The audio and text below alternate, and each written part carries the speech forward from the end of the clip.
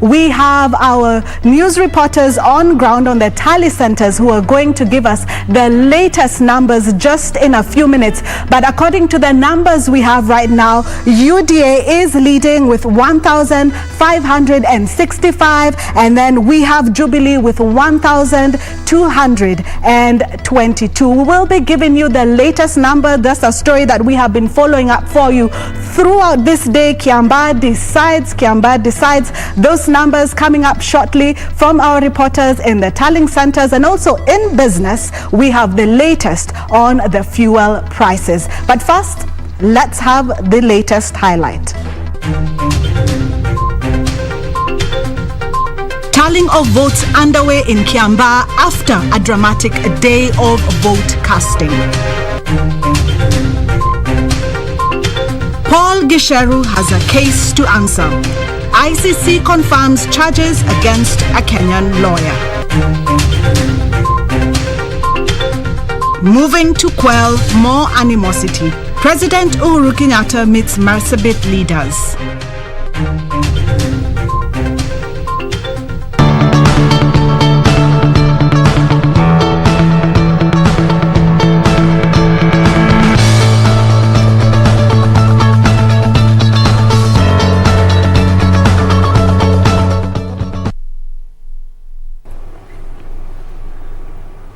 Well, tallying of votes for Kiambaa constituency by-election is underway at Karuri Secondary School. The voting exercise came to a close at 5 p.m. with low turnout projection at around 35%. The by-election had attracted 8 candidates with rivalry mainly between Jubilee and UDA parties. Joining us from the tally centers is John Curia. Over to you, John.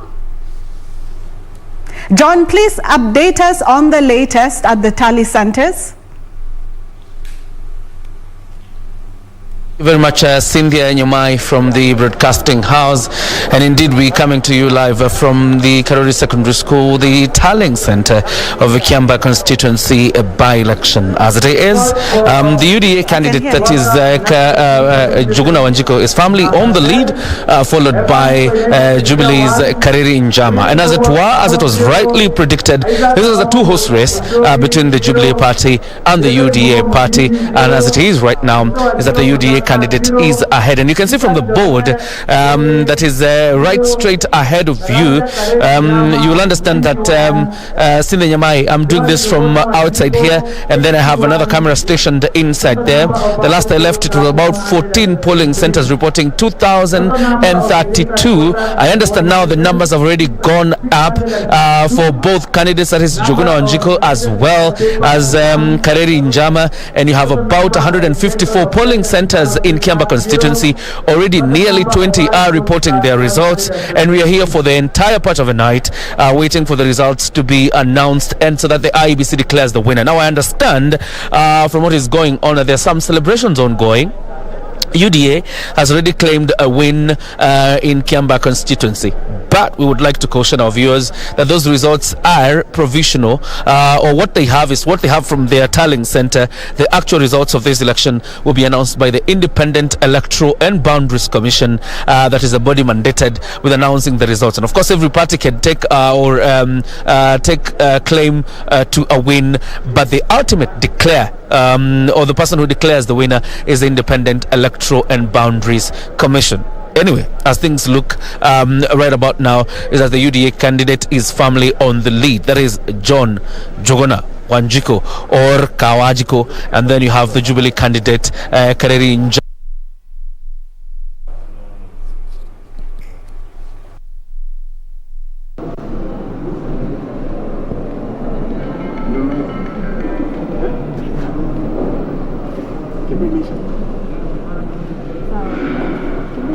Seem to have lost John, but we'll definitely be following up that story for you. Let's catch up now with a story that we had highlighted earlier, where the International Criminal Court pre-trial chamber has confirmed charges against the Kenyan lawyer Paul Gisheru.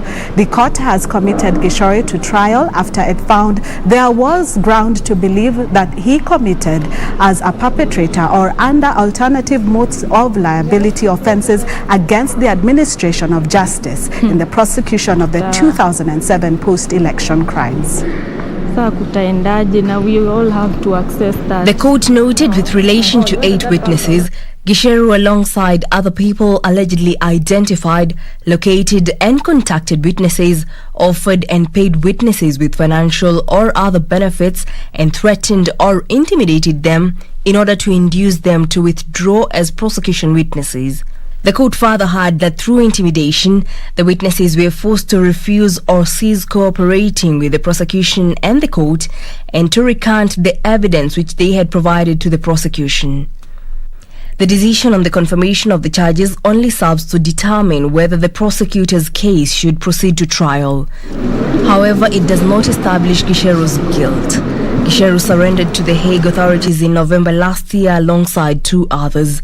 Deputy President William Ruto was facing charges at the ICC alongside President Uhuru Kenyatta, former head of civil service Francis Mudhaura, former police commissioner Muhammad Ali, former cabinet minister Henry Kosgei and radio journalist Joshua Arap Sang.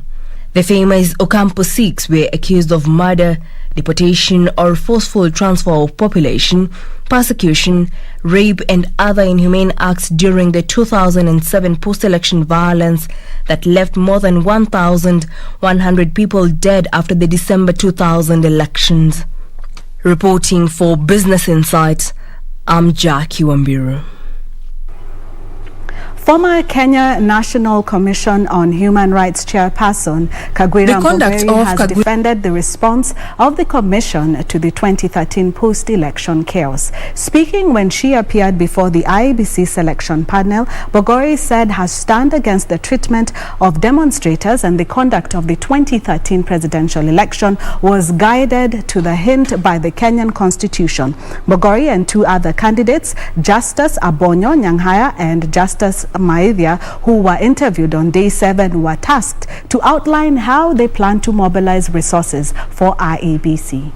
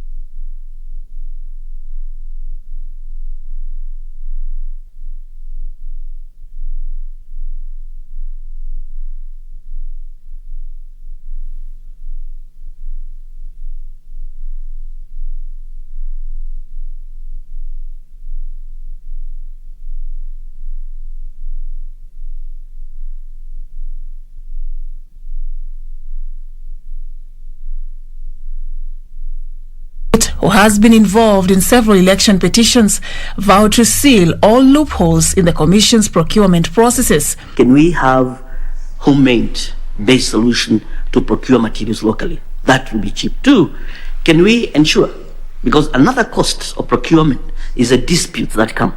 You'll find what we call vendor wars, suppliers going to the PPDD, going up to the ICO to challenge the process of procurement.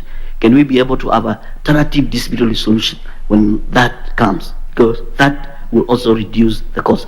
15 more candidates are lined up for the interviews. Reporting for Business Insight, I'm Safin Aching Ouma.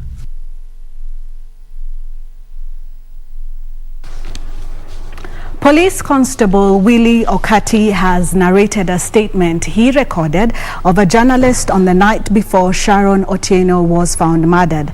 According to Okati, the journalist, who is now a protected witness, recounted the events of the fateful day before he jumped out of a moving vehicle and fleeing for his dear life. The sixth witness in the Sharon Otieno murder case, Police Constable Willie Okoti, who is currently based at the Mawego Police Station, reconstructed the events of the 3rd of September 2018, a day before Sharon was found murdered. According to the police constable, a journalist who is now a protected witness arrived at Kadal Police Post at 9 p.m. with injured knees and palms. Where did you see the blood exactly on the knees? Your Honor, I don't remember the color of the clothes, but they were torn and there was blood. What was torn? The long trouser. The long trouser was torn. The journalist then narrated how, together with the late Sharon Otieno, they met Migori Governor Okoth Obado's personal assistant, who told them to get into a car and drive to a different hotel. On the way, they were joined by 2 more people. The journalist, according to the report, claimed he jumped out of the moving car after being threatened with death for investigating allegations that the Migori governor had impregnated the deceased. This reportee further told me that while in the vehicle, he was threatened that he will be killed.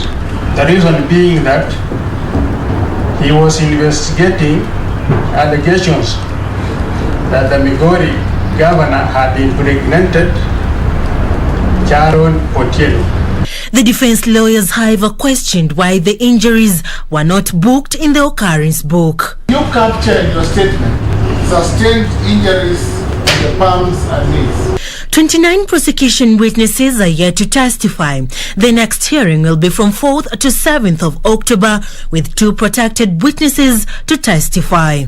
For Prime Edition, I'm Serafina Robbie. Well, tallying of votes for Kiambaa constituency are underway, and we have a reporter who is going to give us the latest updates. She is in Muguga. Nancy, good to see you. Please give us the latest updates. Well, a very good evening to you, Cynthia. Nyamai, back at the broadcasting house. Indeed, the race to succeed the late Eliud Ngugi continues right here at Muguga Ward. Today, we have witnessed the voting exercise ongoing right here, and the exercise was completed at around 5 p.m. And after that, what happened is the counting process. And of course, most of the tallying centers, most of the polling stations are still counting their votes, but so far we have received results from around 7 of the polling stations, and of course the returning officer right here is receiving the results from the presiding officers from the various polling stations and announcing them right here. And we have out of the around 7 polling stations that have already presented their results for the tallying, the UDA candidate, that is Peter Thumbi, is on the lead right now with 969 votes, followed by Joseph Mungara of Jubilee, who garnered 847 of the votes that have been reported back so far. That's around 7 polling stations. And of course, we are going to look at what the numbers are like. Mombi Moses Gishau of the Third Way Alliance has so far garnered 26 votes. And actually, just to correct, so far I see that the register has been updated, and we have results from 8 polling stations out of the 29 registered stations at this ward. And so far, Thumbi Peter Kamau of UDA has 1,218 votes. That's like 56% of the total votes that have been reported back to the returning officer. Mungara Joseph Githinji of Jubilee comes in second at 928 votes. That's 43%. Mumbi Moses Gishau has 26 votes. And of course, Mugo Peter Njoroge of PPK has garnered 6 votes so far. Those are around 8 polling stations out of the 29 that are registered under this ward. And so far, out of the 18,374 registered voters, the voter turnout at the moment stands at 11.85%. The valid votes, the total of the valid votes so far is 2,178, while the rejected votes stand at 16, whereas the votes cast so far are 2,178.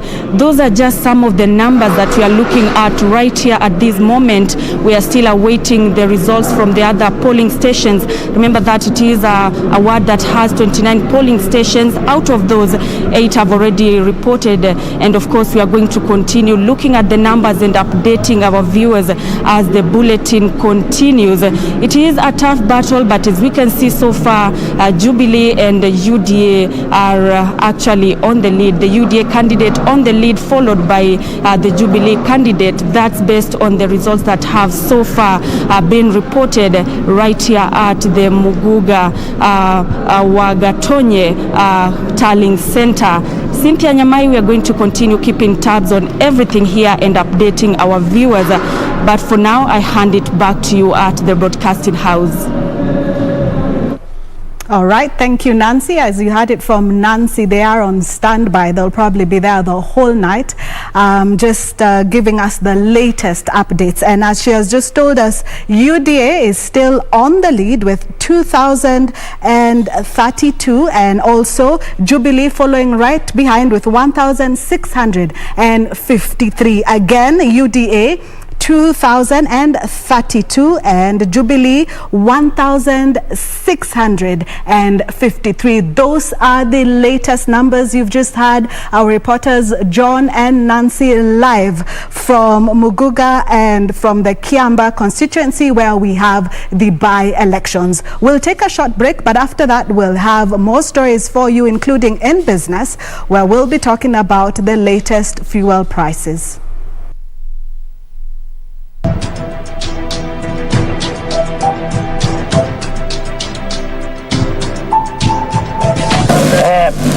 Mimi ni Kika Kimani, ni chairman wa KANU katika Nakuru district, na katika district hii ya Nakuru tumekwisha kujitayarisha kwa ukamilifu na kujiweka tayari kuelekea mjini Nairobi ili kuonyesha umoja wetu na uaminifu wetu kwa Mzee Jomo Kenyatta. Katika Nakuru district vijana wamejitokeza zaidi ya 25,000 au 30 kuanzia umri wa miaka 18 hadi 30 wa military reserve kupambana na atakayejaribu kuipindua serikali hii ya Kenya.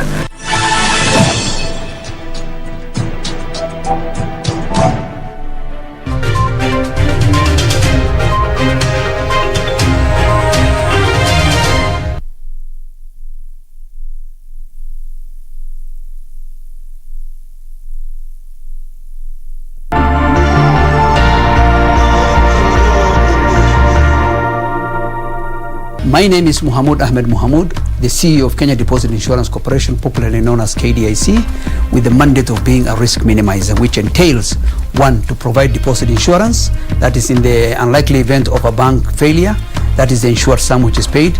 2, to provide incentives for sound risk management. And 3 is to promptly resolve problem banking, where we are supposed to resolve banks within the shortest time possible for the benefits of the depositors and creditors of our country. Be sure, check out for a KDIC sticker in your banking hall. KDIC, protecting your deposits.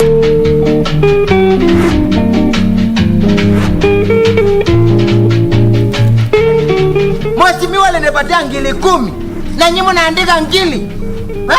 Wewe ni nani? Wewe usiniite. Samson na Delila. No. Umefikishwa hapa kotini mara 3. Leo unakubali ama unakataa? Nani akubali? Siwezi kubali vitu. Mashtaka yote mawili. Nakataa zote mimi mheshimiwa. Mashahidi wako. Yes. Anasema wewe usinichoke kwa kosi. Akisema mambo ya kukuonga. Hata mimi sijasema vile unapelekanga. Ngoja mzee. Ndio ni kweli. Nyamaza, wacha hasira. Lakini sasa mchunguze huyu jamaa, huyu anaitwa Ketuta. Hayuko nomo. Mimi naweza kukwambia sikia vile anapayuka.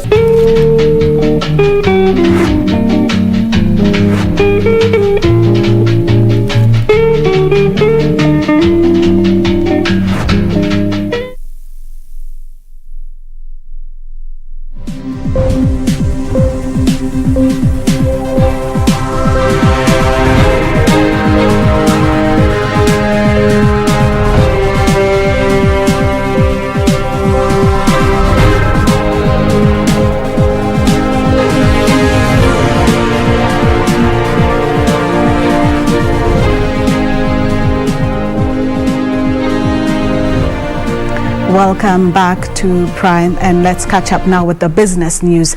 The Senate Committee on the Energy has summoned the Energy and National Treasury Cabinet Secretariat to deliberate on ways to curb the cost of cooking gas and power bills. The committee says the introduction of taxes on fuel and cooking gas has raised the cost of living in the country, hitting the poorest harder. Committee Chair Ephraim Maina says the committee will engage other stakeholders to craft ways of easing the cost burden on Kenyans.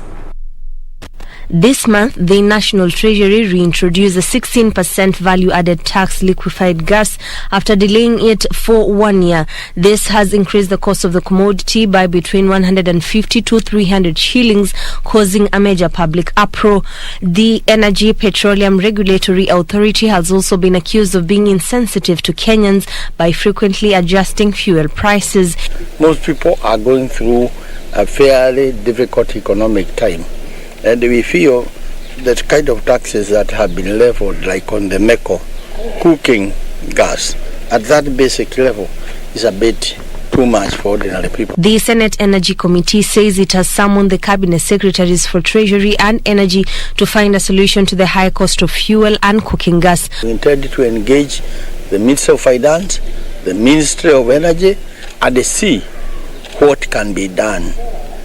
Anything that is possible to be done to alleviate the cost of living of the ordinary people. Ours is to oversight government, push government in the interest of the people, and try to voice the concern of the ordinary man.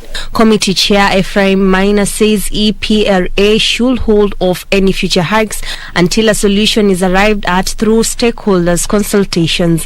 Maina says the committee is alarmed at the frequency at which National Assembly is increasing taxes on basic commodities affecting the common mwananchi. These increases have been happening almost every quarter, every 3 months.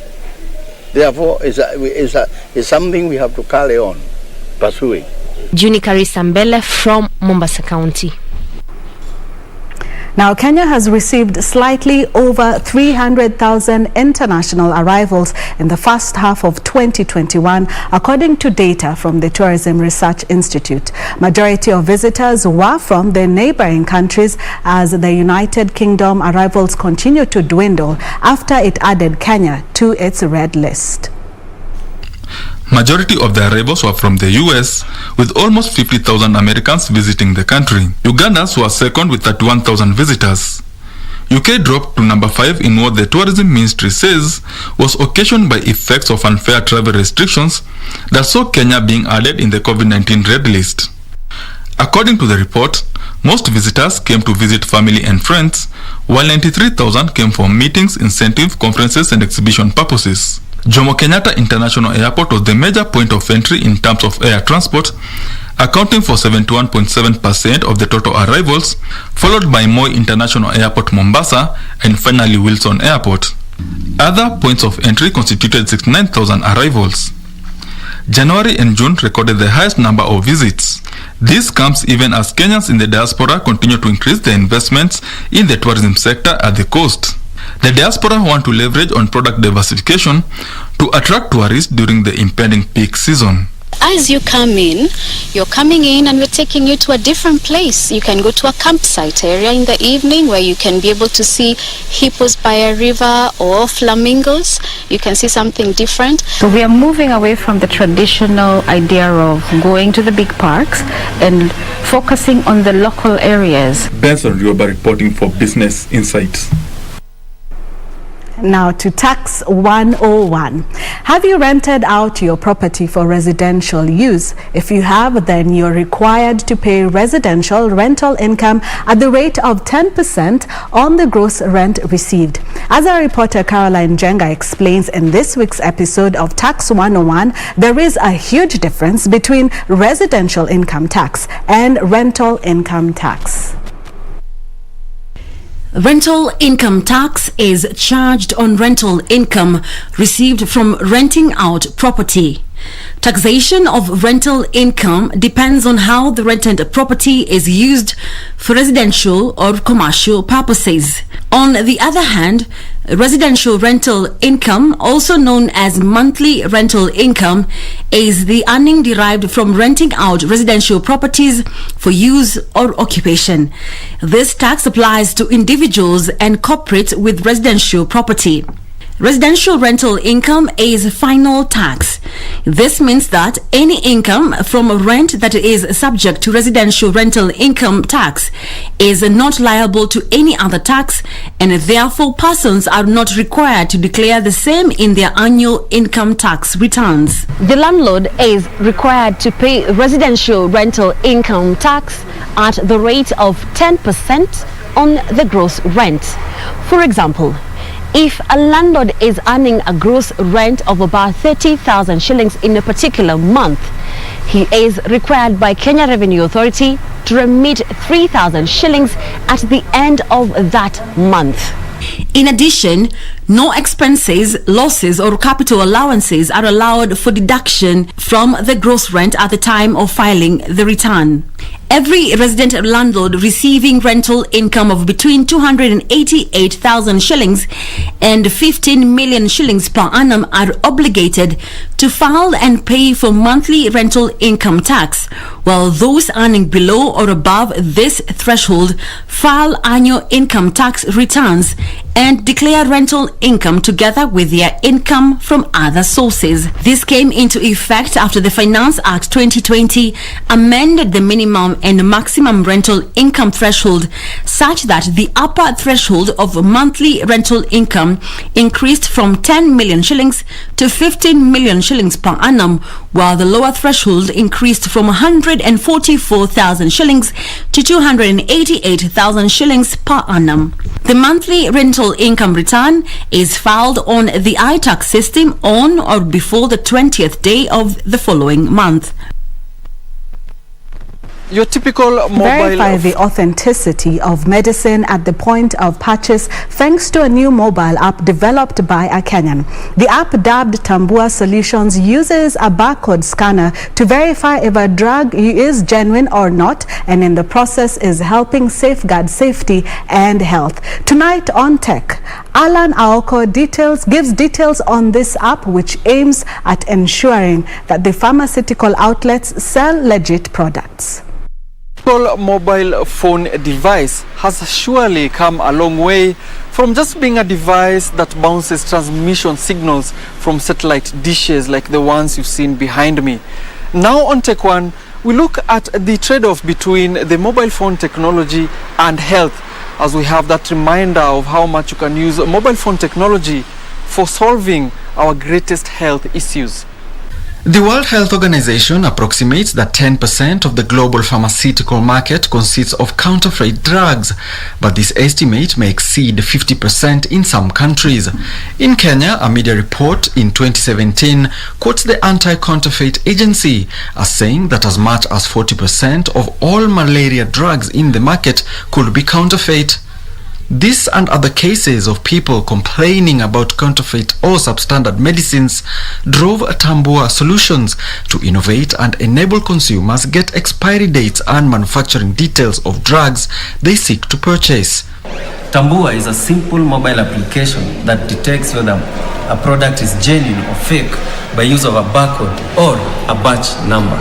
The startups, which gained about 40,000 consumers in its prototype and mentoring stage, currently uses the smartphone's camera capabilities to scan QR codes that are universally printed on products and then instantaneously offer feedback on the details of the medicine.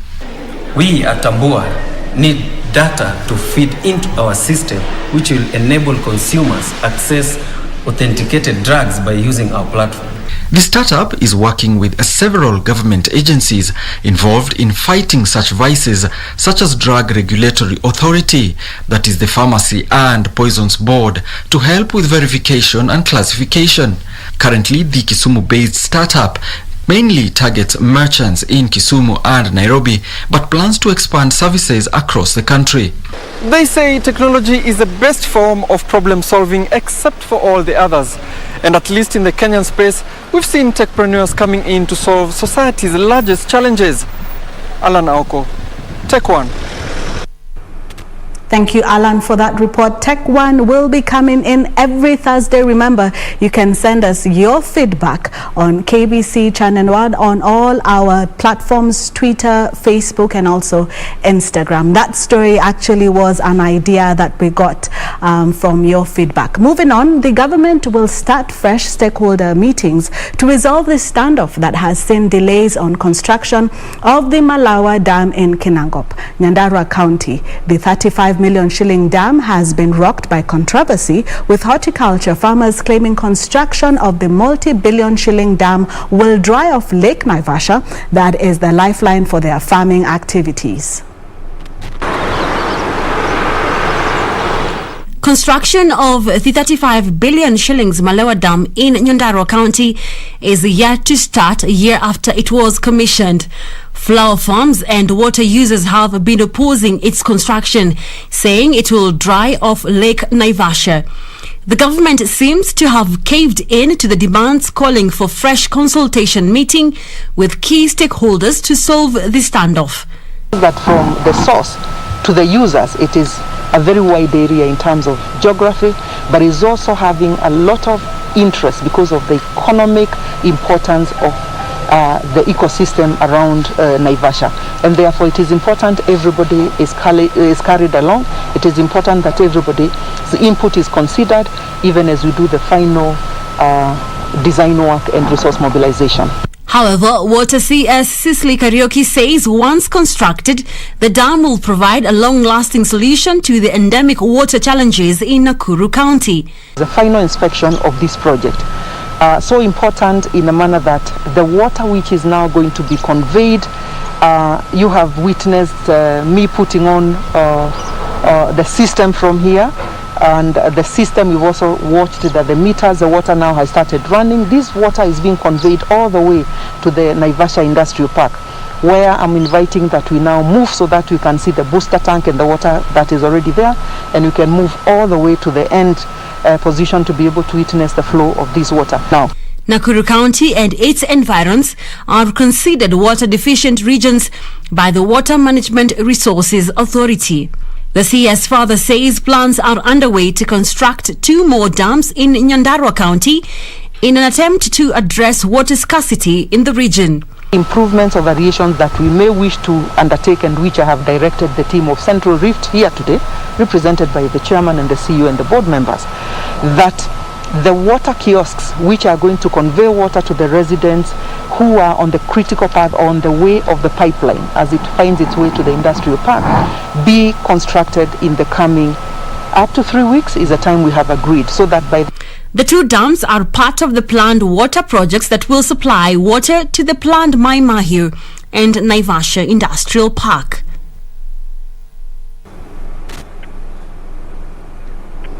Well, we'll take a short break, but just before that, I just want to read a few messages from you, your feedback.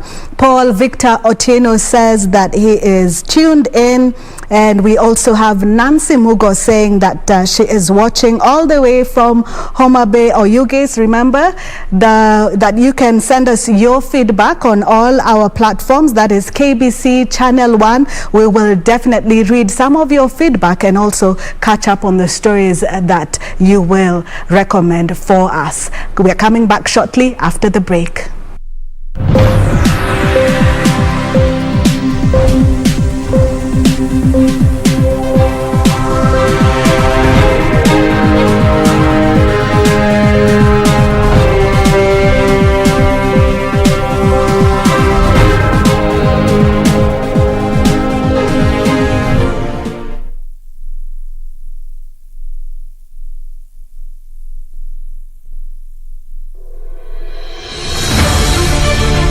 If you have been in contact with someone who is suspected or has tested positive for COVID-19, self-quarantine for 14 days and call 7194 for help. Self-quarantine restricts movement and the spread of the disease and protects your family, friends, and community from being infected. During self-quarantine, you are advised to stay in a separate room, disinfect surfaces and clothing with appropriate disinfectant, avoid sharing household items, including utensils, towels, and beddings, do not receive visitors, wear an appropriate face mask if you must be around other people. COVID-19 is preventable. Protect yourself, family, and the community. This message has been brought to you by the Government of Kenya and its partners.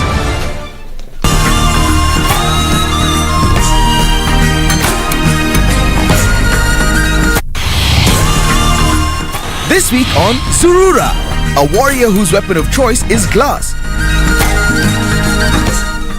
Hi! A colorful artist teaching others to love who they are through art. And finally, we drift over to join a young group of adventurers taking hiking to new heights. Wow, why you at home? That's all coming right up on Zurura. Find your adventure, only on KBC.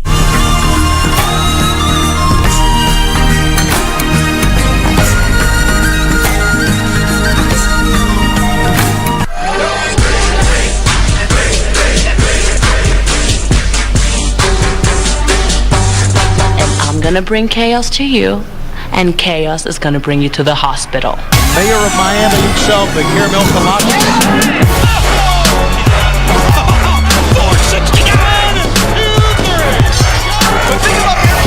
they've all been, what, 8-10 seconds? Right. He is undefeated here at MLW. Barrington Hughes has been unstoppable.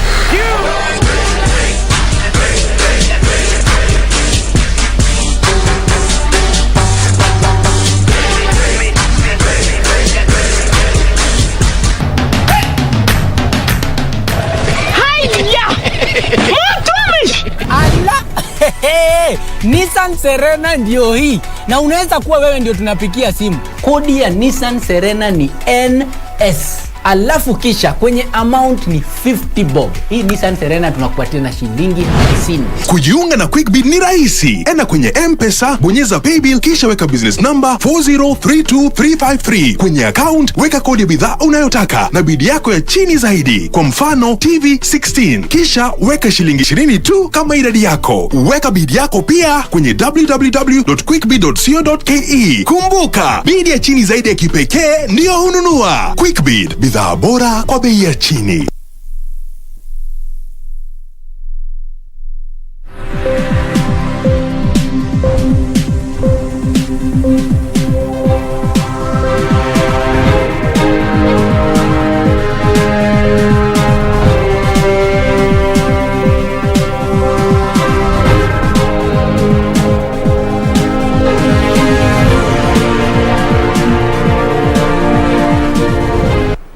Welcome back to Prime Edition. I am Cynthia Nyamai. Now, let's catch up with the day's business stories, where Kenya is turning to passion fruit farming to increase production of the fruit that is on high demand in Europe. The government has launched various initiatives aimed at encouraging more farmers to embrace the fruit. The European Union plans to spend 500 million shillings in 12 counties to stimulate passion fruit farming.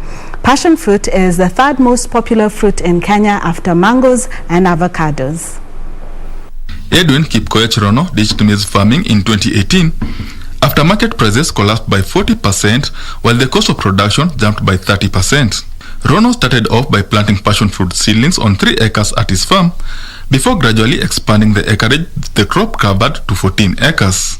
Rono says after every 3 months, it gives him more than 3 times what he used to get from 40 acres planted with maize in 1 year. Ukulima ya passion na mahindi, passion iko na faida juu sasa ukiona ni pesa ya kila wiki.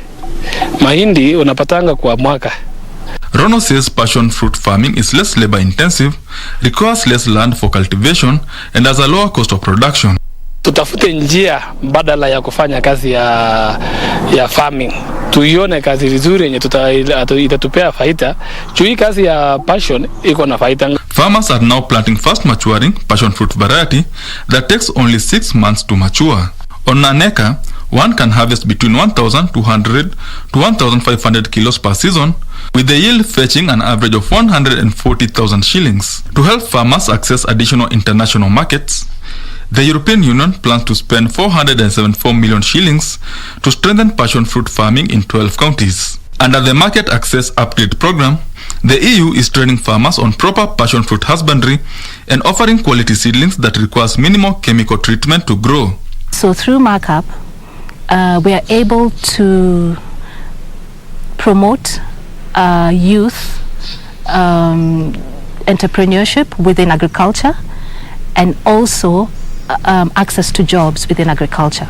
This is to ensure the fruits meet the high phytosanitary set by the EU bloc. The market access program will be rolled out in 12 counties and will also target an additional 9 food crops. Benson Rioba reporting for Business Insights. Talk about turning passion into profit. Now, the phenomenal wildebeest migration that involves movement of hundreds of thousands of wildebeest, zebras and gazelles across the Maasai Mara National Reserve and the Serengeti National Park ecosystem has begun. The migration that is mainly motivated by the search of pasture sees over 200,000 wildebeest killed by predators, injuries or exhaustion. As Irene Muchuma Odim narrates on this week's episode of Magical Scenes.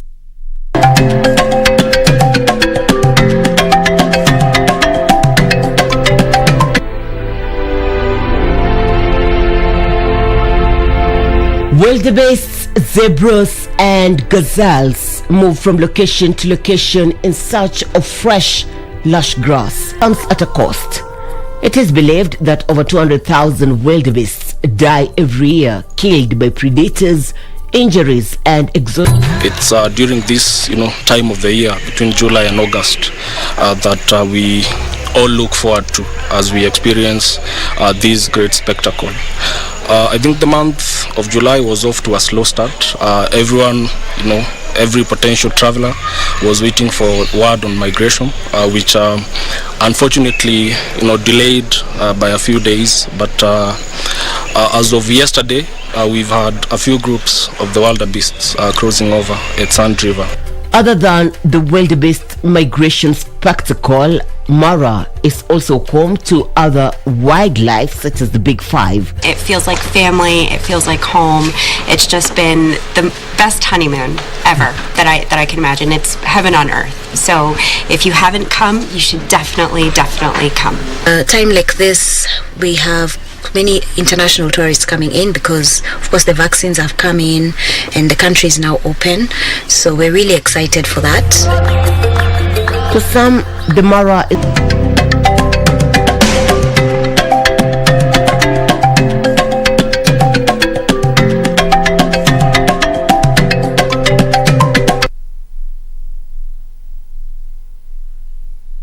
truly magical. Thank you, Irene, for that report. Now, moving on, cassava has been labeled as a poor man's crop in many communities, which has seen it shunned by some consumers. But a section of farmers in Busia County are changing the perception through commercial cassava farming. Here is our reporter, Benson Rioba, with the details on this week's edition of FarmWise. Farmers in Busia County are ditching maize farming in favor of cassava. Wakati tulianza kupata soko ya mihogo, mimi kama mkulima nilinufaika sana. Sababu wakati niliuza cassava cuttings, ilini ilinifanya nikapanua mawazo, nikanunua hii shamba mahali tuko. They say earnings from maize farming are very low and cannot compare with income from cassava. Although cassava has been traditionally grown in the area, many saw it as a poor man's food crop, placing little economic value on it. The narrative is slowly changing as those who embrace commercial cassava farming are reaping the profits. Na ng'ombe wakati huu sasa, baada ya kupata hii pesa, utaona mkulima anasema nataka kupanua huu kulima, atalima sasa na trakta. Utaona mtu anapeleka mtoto wake shule kwa urahisi.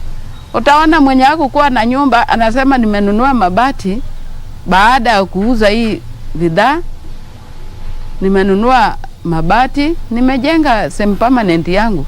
Choose within a period of 9 to 12 months.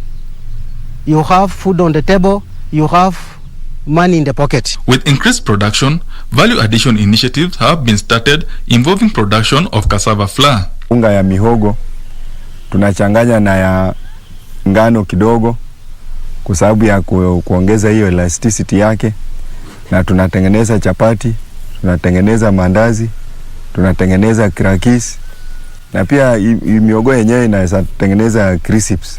The small-scale farmers now have an aggregation center where they hold the produce as they scout for market and negotiate good prices. Lima hata kama akona ameweza kuproduce maybe from a quarter of a quarter piece of land, the produce na ule atoe from 1 acre, na ule atoe from a half, na mwingine atoe from 5 acres, from 10 acres, yote tunaweka collectively na tunauza, na pesa inakuja kwa wakulima kupitia kwa cooperative.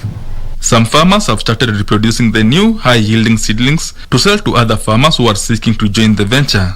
Why are we promoting these cassava varieties? One of the reasons is that they are high yielding. They can give a farmer at least 15 to 20 tons per acre. 2, they are sweet. Millers in the area and in other parts of the country form a ready market for the cassava. Naomba wakulima wenzangu, mihogo ni mumea ambayo haitaki mbolea, na pia ikishamea yeye huwa haitaki kasi mingi, kwa si hata kama jua hakuna, kama jua iko bado itamea kama sio kama hiyo mimea zingine. Benson Rioba reporting for Prime Edition.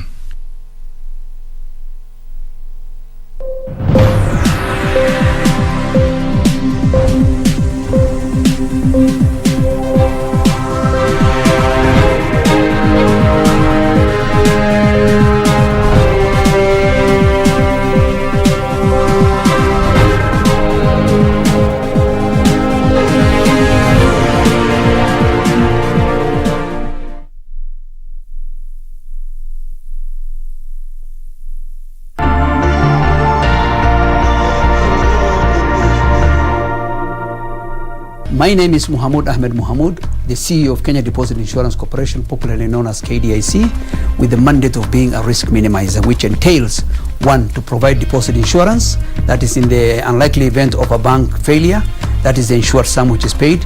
2, to provide incentives for sound risk management.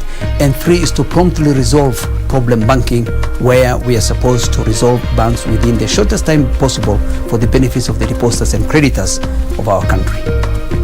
Be sure, check out for a KDIC sticker in your banking hall. KDIC, protecting your deposits. Get the VIP access to the best shows on KBC Channel 1. We have something different, something special to spice you up. Get ready for new, exciting and captivating dramas. Movies. I love the smell. Comedy. I went to the popos. Huh? Drama. Did he assault the queen in my house, in my presence? News, sports and so much more. Do the things that make you happy on KBC Channel 1.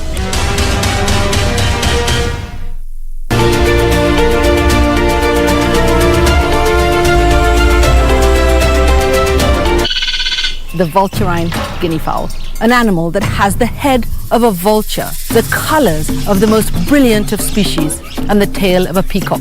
What I love most about the birds is their behavior, their calls, how the males attract the females. It's very fascinating. We are still studying the reason why anybody in the group can initiate movement and all the rest will follow. This is Wildlife Warriors, and I'm Paula Kahoma.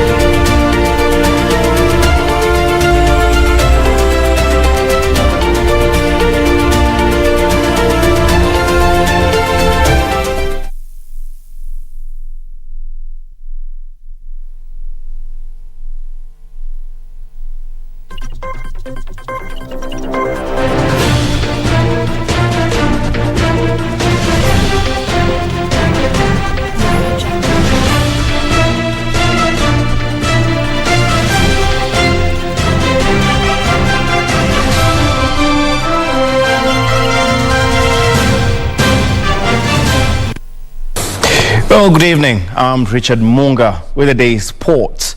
Now, Sports Cabinet Secretary Ambassador Amina Mohammed has stated that Kenya is well prepared for the World Under-20 World Athletics that are set to start in August. Speaking at Kenyatta University during an inspection of the training ground, Amina also indicated that no fans or outsiders will be allowed into the competitions. Under-20 athletics competitions draws nearer. The country, in conjunction with the Ministry of Sports, is doing all they can to ensure that they are prepared enough for the major event. Speaking at Kenyatta University during an inspection of the training ground, Sports Cabinet Secretary Ambassador Amina Mohammed has assured that all measures have been put in place to ensure that the competitions will go on smoothly. It was started immediately after the Under-18 in 2017. And we have been, managing to make sure that the tartan is here before now, so that we would have it completed by the time the teams for the Under-20 arrive. Amina also indicated that the athletes will report to their respective camps today to start their training. She also indicated that no fans or outsiders will be allowed to the ground, and all the athletes will be undergoing a mandatory COVID-19 test. Because most of the championships that are being held now, as you know, are spectator free. You know about the Olympics, of course. But many others as well that are happening around the world have been spectator free, except for countries which have vaccinated over 50% of their population, right? The event is set to take place between 17th to 22nd of August this year, and so far 158 countries have confirmed their availabilities. Daniel Mwendwa, Sports. Meanwhile, Football Kenya Federation Vice President Doris Petra and Nairobi NEC Women Representative Margaret Omondi today presided over the opening ceremony of the FKF Women Administrators course in Kasarani. The administration course is aimed at equipping FKF County women representatives with the necessary skills to actualize the recently launched FKF Women Football Strategy. I'm telling you, my friend, if you sit there, nobody will give you. And especially in football, hakuna mtu atakupatia position. You must be out there and fight for your space. You might be out there and show the majority who are men that you are equal to the task, that you love what you are doing, that you love the game, that you can sacrifice your time for football without expecting any payment. We will not have feeders. So we must have leagues. We must develop young talent. When you identify a talent, there's a way of communicating. This course is going to give us more, I can say, it's going to give us, we are going to gain more experience on how to handle the grassroots tournaments and leagues, and also to work with the young people in our communities, and also to work with the leaders in our communities. Also, Kenya Breweries Limited KBL has today awarded $500,000 to 3 winners of the Team Kenya Travel Kit Design Competition that was organized in collaboration with the National Olympic Committee of Kenya NOC and the Kenya Fashion Council. The 3, Alan Mbasu, Samchi Digital and Philip Muturi, received 250,000 shillings, 150,000 shillings and 100,000 shillings prizes respectively for emerging winners in their respective categories. Alan of Kingly Agencies was crowned the overall Team Kenya Travel Kit Design Competition winner for his design concept for the travel clothing category, while Samchi Digital were overall winners in the accessories category. Philip took home the top prize for the travel footwear category. The 1-month-long competition, with over 100 top and upcoming Kenyan designers participate, was aimed to generate a collaborative Kenyan national attire. We are proud that it's Kenyans who came and designed it. We are proud that they were able to get the spirit of Olympics, get the representation of Team Kenya, and every athlete is wearing, feeling very proud. And I think for the designers, nothing can be greater than doing something which shows the person is wearing is proud to wear it. Through our association with NOC, we've been enabled to do a lot of good work with Team Kenya. Of course, we have our contribution of 45 million shillings. We have our travel kit sponsorship, but also I think we've been able to combine 2 big passion points for the Tusker brand, which is sport and the success of Kenyan sports, but also art, and the entrepreneurial spirit, the creative talent that exists in Kenya. This is a start of a beautiful relationship, and I'm proud to say it is the first in history. This has never happened, that Kenyan designers are working with sports, and it's a beautiful era. Matters, Nyeri and Nanyuki golf clubs will this weekend host the 2021 NCBA Golf Series, marking the second double-header event of the tournament. The tournament, which will be the 7th and 8th on the NCBA Golf Series calendar, will feature over 300 golfers taking to the course, with respective winners joining previous series event winners in the grand finale set to be held in December this year at the current country club. The NCBA Golf Series has so far been held at Thika, Vetlab, Kitale, Sigona, Mombasa and Nyali golf clubs. As part of the bank's endeavor to hone golf skills among the youth, NCBA will hold a 2-day junior golf series, which will cater to upcoming golf talent in Kenya for junior golfers aged between 6 and 18 years. The junior series will feature events at Current Country Club from the 23rd to 24th of August and at the Muguga Golf Club from the 9th to the 10th of December this year.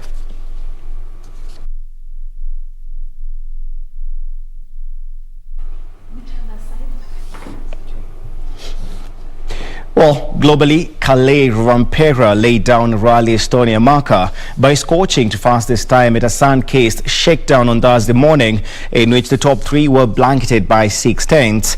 Estonia is making its second appearance in the World Rally Championship calendar and kickstarts the second half of a season that has so far been dominated by 7-time world champion Sebastian Ogier.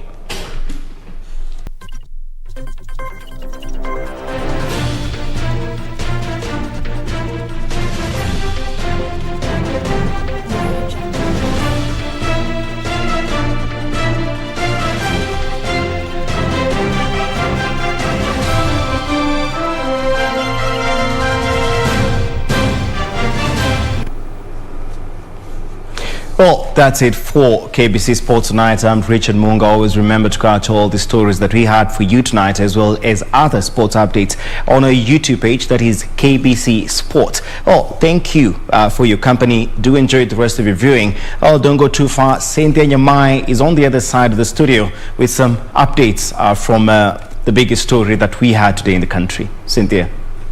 Thank you, Munga, for the sports news.